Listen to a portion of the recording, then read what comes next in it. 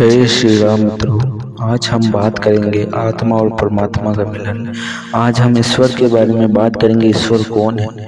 तो मित्रों चलते हैं वीडियो की तरफ। उससे पहले आप अगर चैनल पर नए हो तो वीडियो को सब्सक्राइब कर दें और वीडियो को अधिक से अधिक शेयर करें। तो मित्रों ईश्वर कौन है?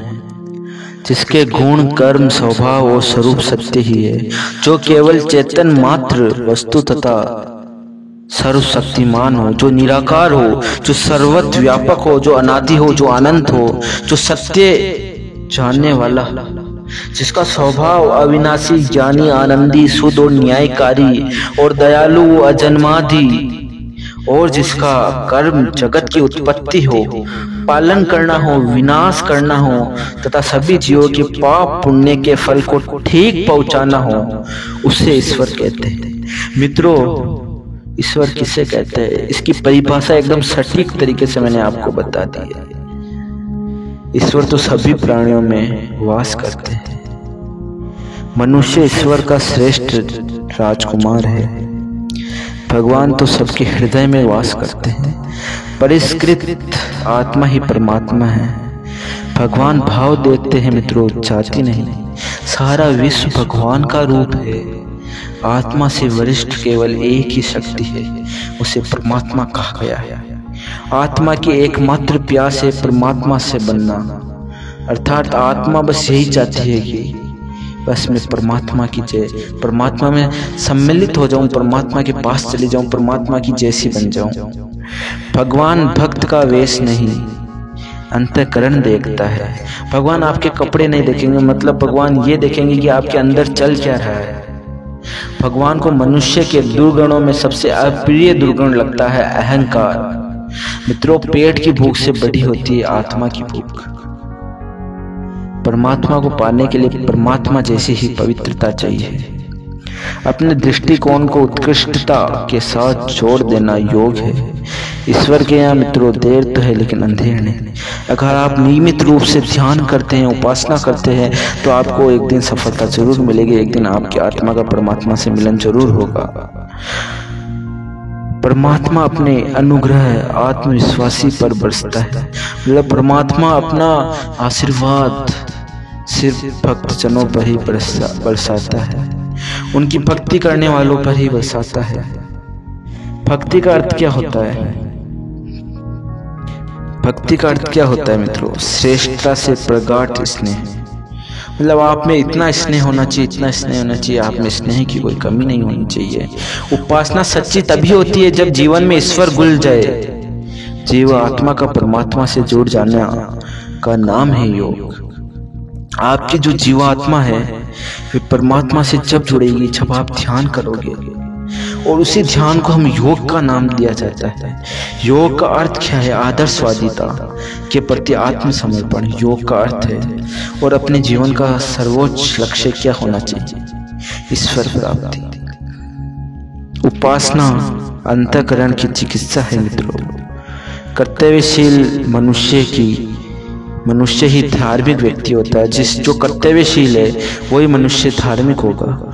अगर आप अपने जीवन में सफलता पाना चाहते हैं, अगर आप अपने जीवन में ईश्वर को प्राप्त करना चाहते हैं, तो आपको हमेशा सज्जनों के साथ रहना है। कि जहाँ गीता का पाठ हो वहाँ जाकर रहना है। शुभ आचरणों की ओर लगाव होना चाहिए आपका, तभी आपको ईश्वर कृपा मिलेगी। यह प्रथम सीढ़ी है आत्मा का परमात्मा से मिलन होने के लिए। भगवान को पाने के लिए तपस्या, श्रद्धा और प्रेम भी आवश्यक है। अगर आप निर्मल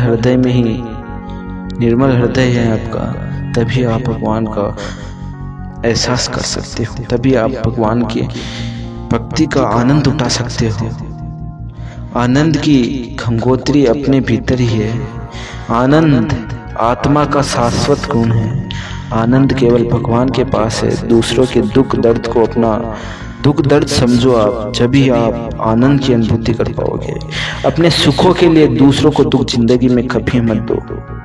भगवान जाति पाति को नहीं, अपने कर्मों को देखते हैं। मित्रों आप पीड़ितों की सेवा कीजिए, तो वही भक्ति की सच्ची आराधना है, वही भगवान की सच्ची आराधना है। क्योंकि कहा जाता है नर सेवा ही नारायण सेवा।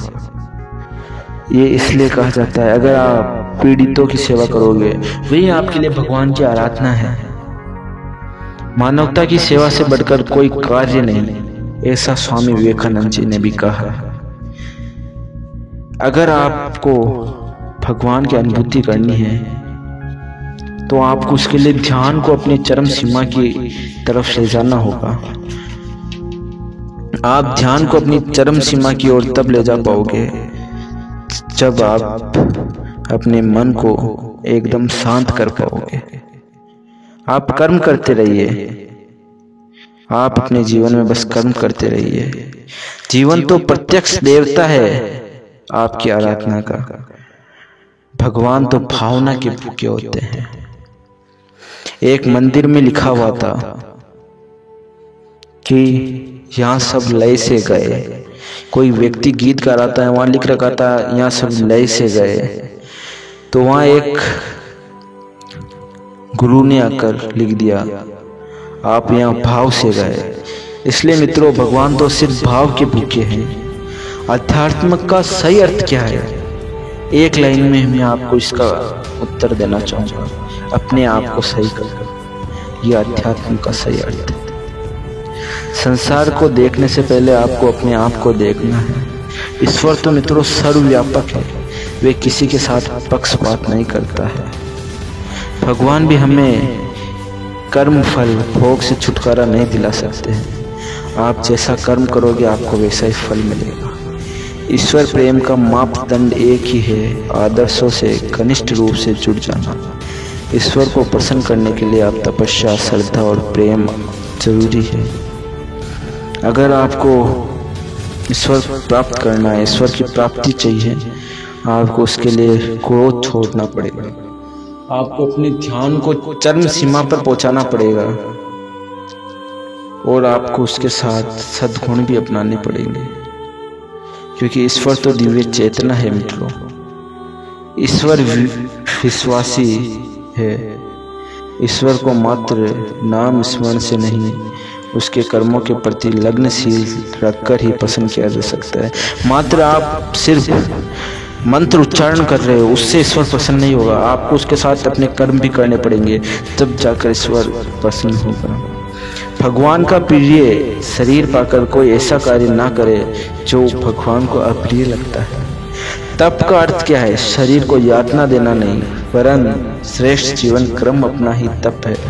आप श्रेष्ठ जीवन कर्म अपना लोगे, अपने जीवन को श्रेष्ठ कर लोगे, वही आपके लिए जीवन का सबसे बड़ा तप है। ईश्वर की कृपा और जीव का पुरुषार्थ मिलकर ही असंभव कार्य को भी संभव बना सकता है।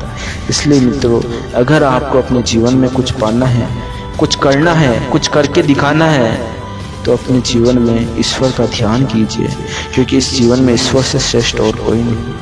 जय श्री राम। अगर आज की वीडियो से आपको किसी भी प्रकार की नॉलेज मिली हो तो वीडियो को प्लीज़ सब्सक्राइब जरूर कर देना और अधिक से अधिक लाइक कर देना और वीडियो को शेयर कर देना। जय श्री राम, जय हनुमान।